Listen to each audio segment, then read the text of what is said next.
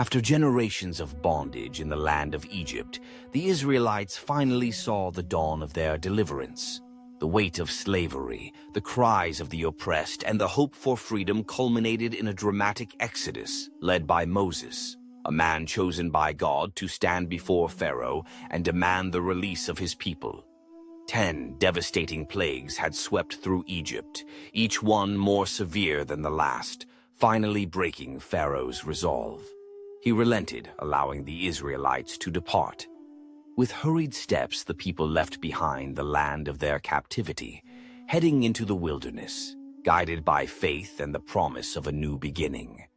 Unwavering faith is required of man to know the true power of God. But freedom, it seemed, was not easily won. Not long after their departure, Pharaoh's heart hardened once more. Regret and anger festered as he realized the loss of his vast labor force. Gathering his officers and the mightiest chariots of Egypt, Pharaoh set out in furious pursuit, determined to reclaim his slaves and reassert his power.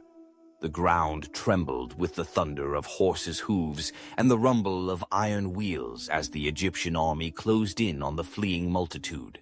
Ahead, the vast and impassable waters of the Red Sea stretched out, a shimmering barrier blocking any hope of escape. Behind, the dust of Pharaoh's advancing army rose on the horizon. Trapped between the sword and the sea, fear gripped the hearts of the Israelites. Panic threatened to undo the fragile fabric of their newfound freedom. They cried out, questioning Moses and doubting the path that had led them to this impossible predicament. But Moses stood firm amid the clamor and despair. He spoke words of reassurance, urging the people not to be afraid. He called upon them to stand still and witness the deliverance that God had promised. The air was charged with anticipation as every eye turned to Moses, waiting for a sign, a miracle, any hope of rescue. Then, in the stillness of that critical moment, God spoke to Moses. He instructed him to lift his staff and stretch out his hand over the waters.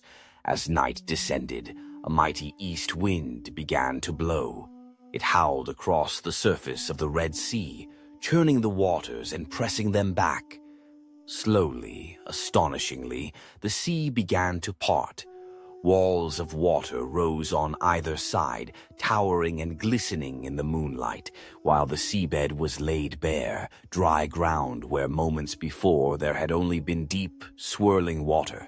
With awe and trepidation, the Israelites stepped forward, venturing onto the path carved through the heart of the sea.